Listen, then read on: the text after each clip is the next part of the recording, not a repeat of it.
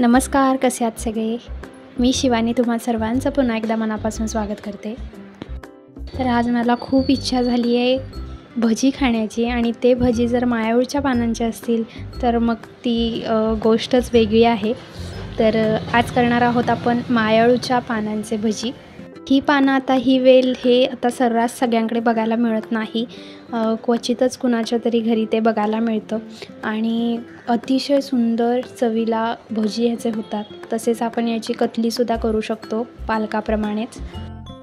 तर भजीसाठी ही अशी बारीक कोवळी पानं आधी आपण काढून घेऊया. मम्मीने परवाच कतलीसुद्धा ह्याची बनवली होती, त्यामुळे थोडी पानं वेलेवरती कमी आहेत आता. या अशा हिरव्यागार आपल्या घरगुती भाज्या काढणं, त्यांच्यापासून काहीतरी बनवणं, ह्यामध्ये जी मजा आहे, यामध्ये जो आनंद आहे तो वेगळाच आहे. त्याशिवाय कोणतीही फवारणी नाही, कोणतंही केमिकल नाही, त्यामुळं आरोग्यासाठी सुद्धा अतिशय चांगल्या ह्या भाज्या असतात. त्यामुळे त्याची चवसुद्धा वेगळीच असते. आम्ही तिघंच आहोत घरी, मम्मी, मी आणि चैतन्य, आणि शेजारच्या आमच्या घरमालक आहेत त्यामुळे आता एवढी पानं आपल्याला बस होतील भजीसाठी. तर आपल्याला पुरेशी अशी पानं आपण काढून घेतलेली आहेत. तर चला बघूया पुढची प्रोसिजर. पानं काढतानाच पानाला कीड आहे का किंवा पान खराब आहे का हे नीट बघून घ्यायचं. तेव्हा जर बघितलं नसेल तर पुन्हा एकदा काढल्यानंतर त्याच्यावरती हात मारून घ्यायचा. त्यानंतर एका पसरट भांड्यामध्ये ती पानं स्वच्छ धुवून घ्यायची आणि तशीच पाण्यात ठेवायची, जेणेकरून ती तशीच टवटवीत राहतील. त्यानंतर एका खोलगट भांड्यामध्ये 1 वाटी बेसन, 1 ते 1.5 चमचा तांदळाचं पीठ, तिखट, हळद, धने जिरे पूड आणि हातावरती क्रश करून ओवा, तसेच चवीनुसार मीठ टाकायचं आणि हे मिश्रण एकत्र करून घ्यायचं. त्यानंतर आवश्यक तेवढं पाणी टाकून एक मध्यम स्वरूपाचं भजीला आपण बटाटा भजीला जे पीठ भिजवतो त्याप्रमाणे पीठ भिजवून घ्यायचं. त्यानंतर पाण्यात ठेवलेली जी पानं आहेत ती नितळून एक एक करून बेसनच्या पिठामध्ये टाकायची. ती पानं खूप पातळ असतात, त्यामुळे एका वेळेला त्या भांड्यामध्ये जेवढी बसतील तेवढीच पानं आधी टाकून घ्यायची, कारण आपल्याला त्या पानांना परत फिरवून घ्यायचं असतं दोन्ही बाजूनी, त्यामुळे जास्त पानं टाकायची नाहीत. तोपर्यंत एका बाजूला कढईमध्ये तेल गरम करायला ठेवून द्यायचं.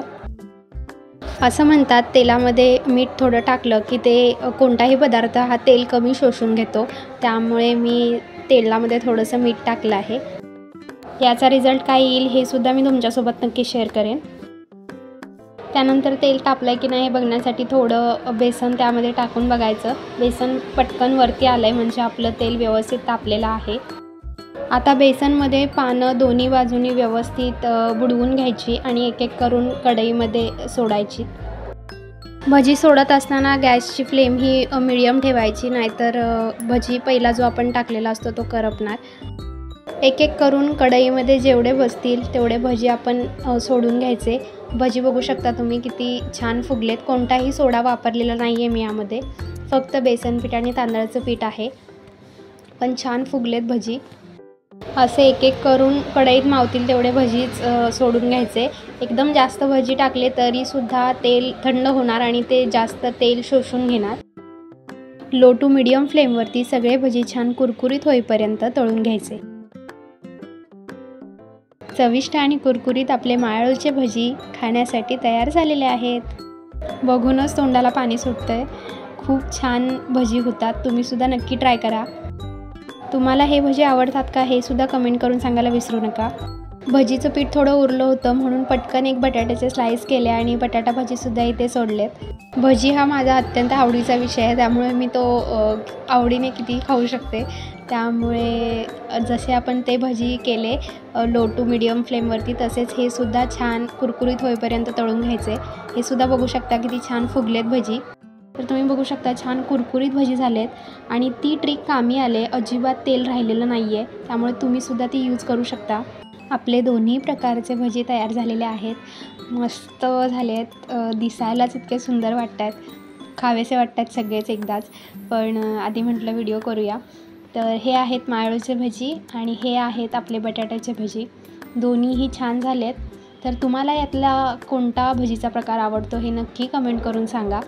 हा व्हिडिओ कसा वाटला हे सुद्धा कमेंट करून सांगा. व्हिडिओ आवडला असेल तर लाईक करा, शेअर करा आणि सबस्क्राईब करा. धन्यवाद.